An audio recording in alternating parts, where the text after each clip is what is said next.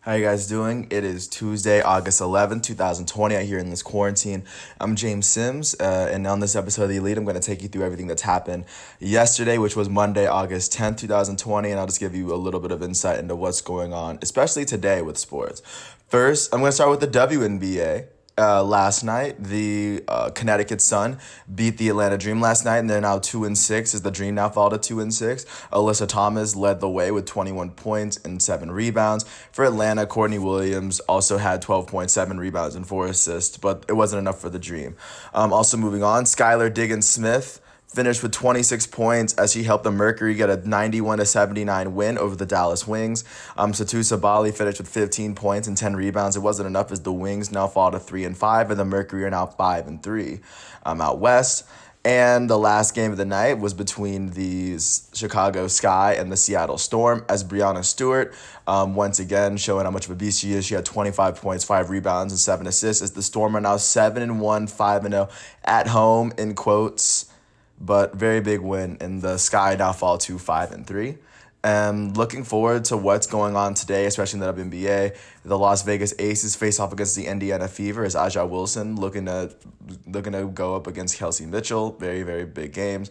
Myisha Hines-Allen and the DC Mystics are going to play against Sylvia Fowles and the Minnesota Lynx as the Lynx look to win their 6th game of the season. And the last game of the night, Sabrina Ionescu and the New York Liberty are going to face off against Candace Parker, the legend, and the Los Angeles Sparks. So that's really what to look forward to with the WNBA, and that's what's going on today. But I'm going to move on to the Braves and the Phillies as we transition to baseball, because there was a lot of baseball that happened last night.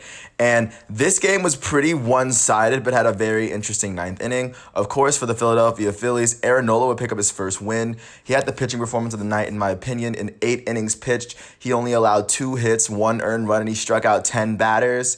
Nick Pivetta would allow 6 runs in the 9th inning to the Braves, but it just still wasn't enough.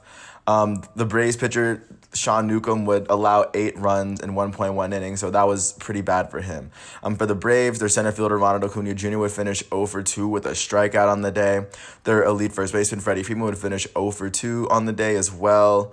And just not much going on for the Braves, except for, their 7-run 9th inning. Camargo, Austin Riley had some home runs with a nice rally in the late innings, but it just never got done. Looking out for the Phillies, their elite right fielder Bryce Harper would finish 2 for 3 with 3 RBIs and 3 runs as he hit his 3rd home run of the season in the 1st inning.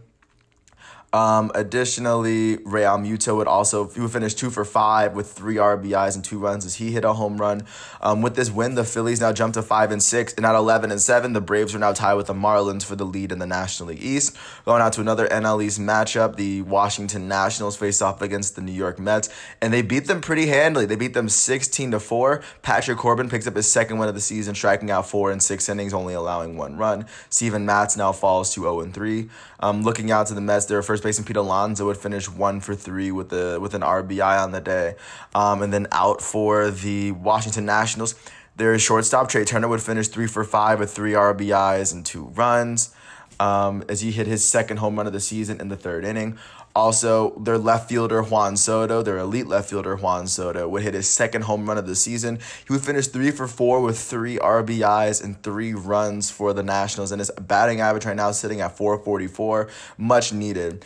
Asdrubal Cabrera, to me, would have the best game of the night, or he would have the best hitting performance of the night. He finished 4 for 4 with 5 RBIs and 3 runs, as he hit 2 home runs, his 2nd and his 3rd of the season. In addition, he hit 2 doubles.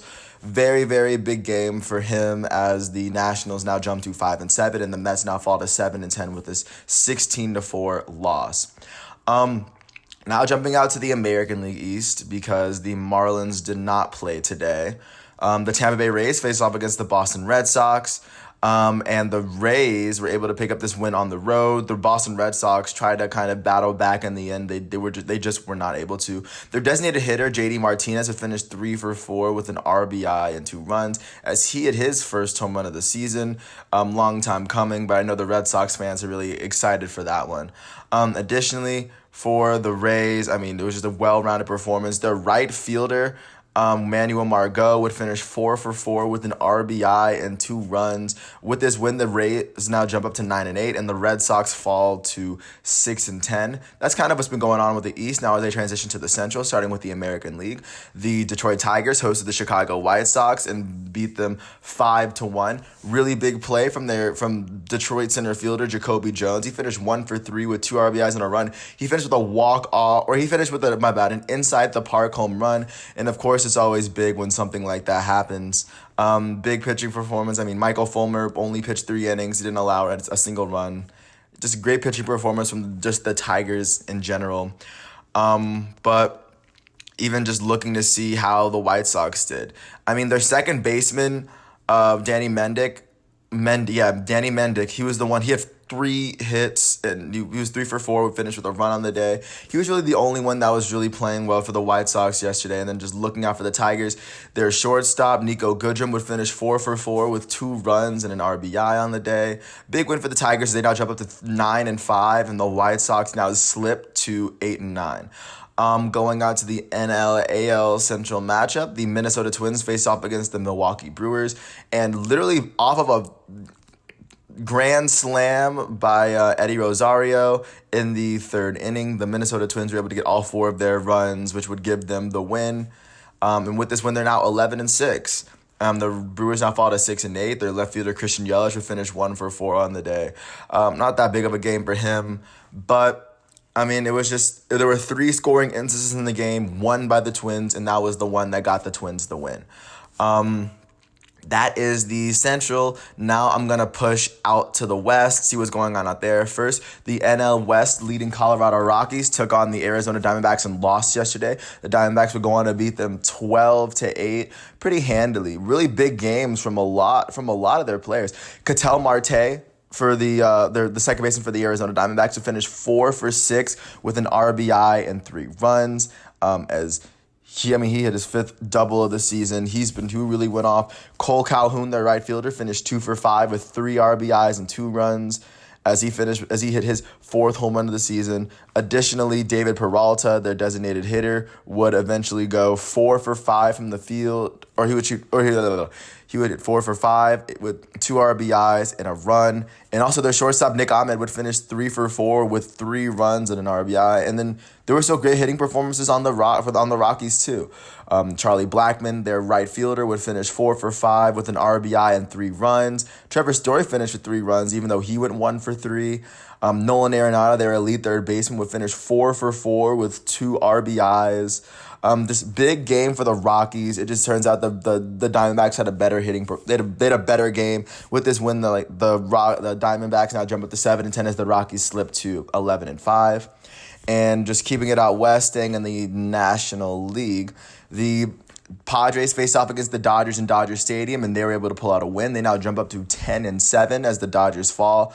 Dustin May would pick up his first loss of the season. And then, of course, going to the Dodgers, their elite right fielder, Mookie Betts, would go 1 for 4. Cody Bellinger would go 1 for 4 with the only RBI on the day, and he brought in Jock Peterson. And then for the Padres, Fernando Tatis would go 1 for 4 with... he would go 1 for 4. Their third baseman, Manny Machado, would go 1 for 4. Austin Hedges and Eric Hosmer would be the 2 Padres with RBIs to help them get their 10th win of the season as the Dodgers now drop to 11-6. And with the Rockies losing and the Dodgers losing, the Rockies definitely caught a break with that one. Now moving out to the last NLS team, the San Francisco Giants went to Houston as they face off against the Houston Astros. They were able to get all 4 of their runs in the 8th and 9th inning after Lance McCullers sat, but the Houston Astros already put up 6 runs before then, so they were able to pick up their 7th win of the season. The Giants now slipped to 7-11 as Lance McCullers Jr. He pitched 7 full innings, struck out 5, only allowed 1 hit. He had a no-hitter going into the 6th, I believe. But, I mean, it didn't end up that way, but he still only allowed 1 hit through 7 innings against a major league team. There's always that. For the Astros, their second baseman, Jose Altuve, would finish 1 for 5 with a run. Their third baseman, Alex Bregman, would finish 1 for 3 with a run. Michael Brantley would finish with 2 RBIs, so would Carlos Correa.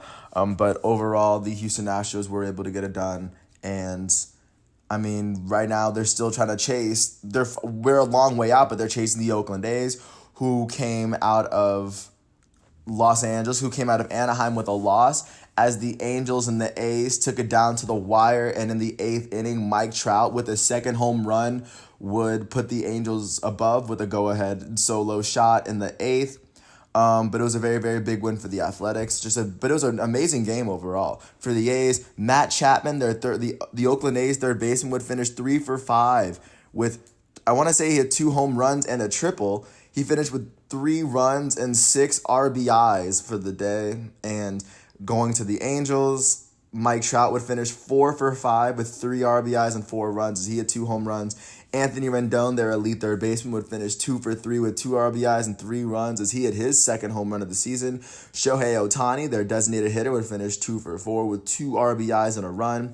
When it was all said and done, the AL West leading Oakland A's where they fell hard. They now dropped to 12-5, and the Angels are now 6-11. And then last but not least, going out to Dallas for the last game as the Seattle Mariners went to Dallas and kind of stuck it to the Rangers as they beat them 10-2. Very, very big game from their players. Their right fielder, Dylan Moore, would finish 3 for 4 with 3 RBIs and 3 runs. As he hit his 4th home run of the season. Additionally, Kyle Lewis, their center fielder, would finish 3 for 5 with 3 RBIs and 3 runs. Kyle Seager would finish 2 for 5 with a run and 4 RBIs as he had a grand slam in the game. Just a very, very big game for the Mariners, especially with everything going the way it did yesterday. And the win would go to their starting pitcher, Justin Dunn, as he pitched for 6 innings, only allowed 2 runs. With this win, the Mariners now jump up to 7-11. The Rangers now slip to 6-9. So that's what's going on with baseball. That's what happened, especially yesterday with all the Monday games. And just to give you a hint into what to look out for today, what pitching matchups are on the horizon on Tuesday, August 11th. Hyunjin Ryu is going to make yet another start for the Blue Jays as they face off against the Miami Marlins. Additionally, Touki Toussaint is going to face off against James Montgomery as the NL East leading Atlanta Braves are going to face off against the AL East leading New York Yankees at 7 o'clock. That's going to be a big game. Former Cy Youngs face off as Max Scherzer takes on Rick Porcello as the Nationals face off against the Nets at the Mets at 7. John Lester will face off against Adam Plutko as the Chicago Cubs will face off against the Cleveland Indians. That's a very, very big game for what's going on right now. And last but not least, you have Mike Fears against Dylan Bundy as the Athletics take on the Angels. And then don't forget, and no matter who's pitching, even though it's Richards and Stripling, the Padres are facing off against the Dodgers. Stripling is 3-0. We'll see how that game goes as that game takes off at about 10 o'clock. Now moving to the NBA, into the very few games that happened yesterday. First game of the night, the Phoenix Suns, still undefeated, 6-0 in the bubble, were able to beat the Oklahoma City Thunder 128-101 last night. For the Thunder, Darius Bazley would be their leading scorer as he finished with 22 points and 10 rebounds. Chris Paul, their elite point guard, would finish with 14 points, 5 rebounds, 7 assists, and 2 steals. It wouldn't be enough. As for the Suns, Michael Bridges finished with 18. Cam Johnson would finish with 18. Devin Booker, their elite shooting guard, would finish with 35 points, shooting 9 for 17, 3 for 7 from the three-point line, and making all 14 of his free throws. Big game for him, and I think he had the performance of the night as the Phoenix Suns are still pushing and vying for that last playoff spot. Going to the West, with this loss, the Thunder are still about 2.5 games behind the Rockets as of right now and half a game ahead of the 6th place Jazz. But now the Suns are now a game behind the 8th place Grizzlies. And now they might have a chance to insert themselves into that 8-9 playoff for that last spot, for a chance of playing the Lakers in the first round. And Devin Booker's doing a really good job of willing his team to get there.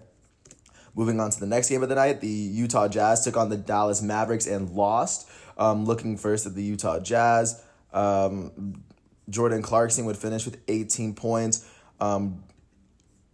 Rajon Tucker off the bench would come in and add 17 points. It just wasn't enough. As for the As for the Dallas Mavericks, they also played a lot of their subs. Tim Hardaway would be their biggest performer as he finished with 27 points on the night. Boban Marjanovic would play 25 minutes and finish with 20 points on the game. Seth Curry would finish with 22. Dallas Mavericks kind of got not really a much needed win, but it was a good win for them. The Jazz now fall to this. Now they're now half a game behind the OKC Thunder, and the Mavericks are now, with this win, they're now 1 game behind the Jazz with a chance of overtaking them for that 6th seed. But that's where they currently stand right now. Big win for the Mavericks as they inch a bit closer to the team that's right ahead of them in the West. Now moving out to another game, the numbers 1 and 2 teams in the East faced off last night as the Raptors faced off against the Milwaukee Bucks. Giannis Antetokounmpo didn't play for the Bucks, but Chris Middleton did. He would score 17 points in 25 minutes, adding 4 rebounds and 3 assists. And then off the bench, Kyle Korver would also add in 19 points. But at the end of the day, the Raptors were stronger. Their elite forward, Pascal Siakam, would finish with 14 points and 7 rebounds. Norman Powell would finish with 21 and 8 rebounds. Chris Boucher off the bench would finish with 25 and 11. And then their shooting guard, Matt Thomas, would finish with 22 points.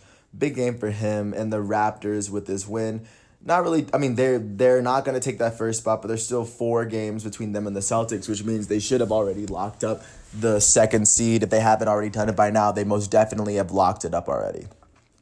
Next game of the night, the Indiana Pacers took on the Miami Heat and lost by 22. Starting with the Pacers, bubble MVP T.J. Warren came up a bit short. He finished with 12 points and 5 rebounds. Brogdon would finish with 12. Victor Oladipo finished with 14. Well-rounded performance from the Pacers, but it just wasn't enough. They lost by 22. Jimmy Butler for the Heat would finish with 19 points, 11 rebounds, 5 assists, and 4 steals, playing his lockdown defense, his signature.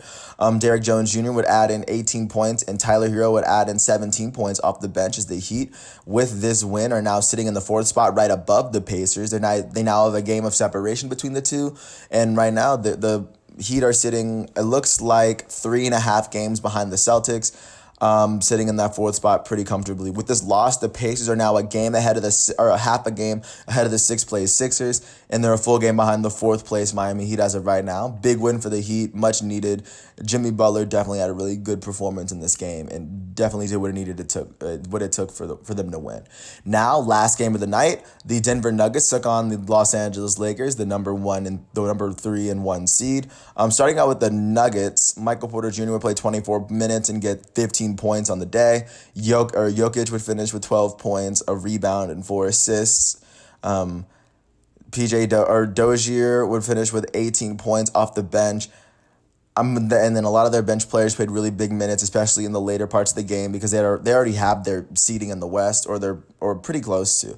But for the Lakers, they'd have some big performances around the board. LeBron James, their elite point guard, small forward, of course, would finish with 29 points, a rebound, and 12 assists for the Lakers, shooting 9 for 21 from the field, 5 for 11 from 3, and 6 for 10 from the line. Anthony Davis, their elite power forward, would finish with 27 points, 6 rebounds, and 5 assists in 38 minutes.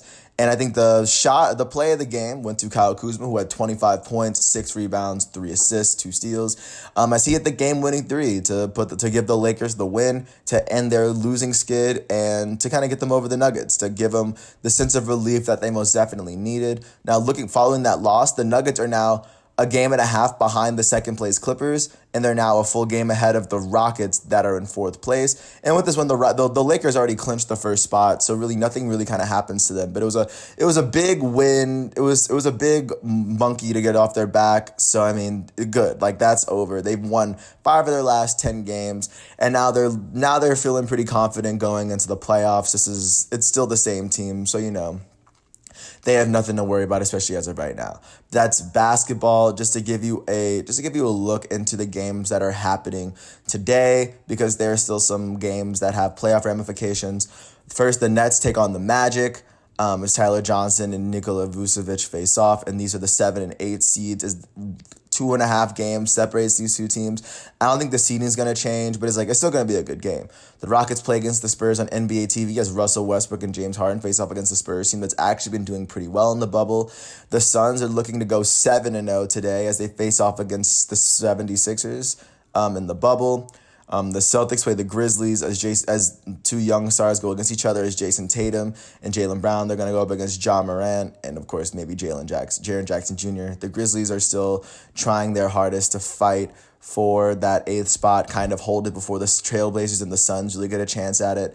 The Trailblazers play the Mavericks on TNT, and the Pelicans play the Kings right after that. The Bucks and the Wizards are on late tonight, but I doubt the Bucks are going to play their star players. And now moving out to a sport whose playoffs are starting today. With no hockey yesterday, just looking forward to what's going on today. First, the first game of the Stanley Cup playoff is going to happen at 3:00 as the 7 seed Columbus Blue Jackets face off against the 2nd seed Tampa Bay Lightning as they play at 3:00 as they start their series. At 5:30, we're going to get a matchup between the 8th seed Calgary Flames and the 3rd seed Dallas Stars at 5:30. That's going to be a very big game. At 8:00, the Carolina Hurricanes, who are ranked at the 5th seed, are going to take on the 4th seed Boston Bruins. That's going to be a very big game between the two. And at 10:30, the Chicago Blackhawks, who currently have the 8th seed in the West, are going to face off against the 1st seed Las Vegas Golden Knights. Those are games to look forward to as the Stanley Cup playoff starts to heat up. Of course, the first round of 7, and then it'll progress as it gets to the Stanley Cup. And the way hockey's been handling it, I have a really good feeling that they're going to finish out this season without any serious worries of COVID. But that's how that situation's going. I really appreciate you guys for listening to all 22 minutes of this. I'm James Sims. This is The Elite. Thanks for hearing me out. Peace out.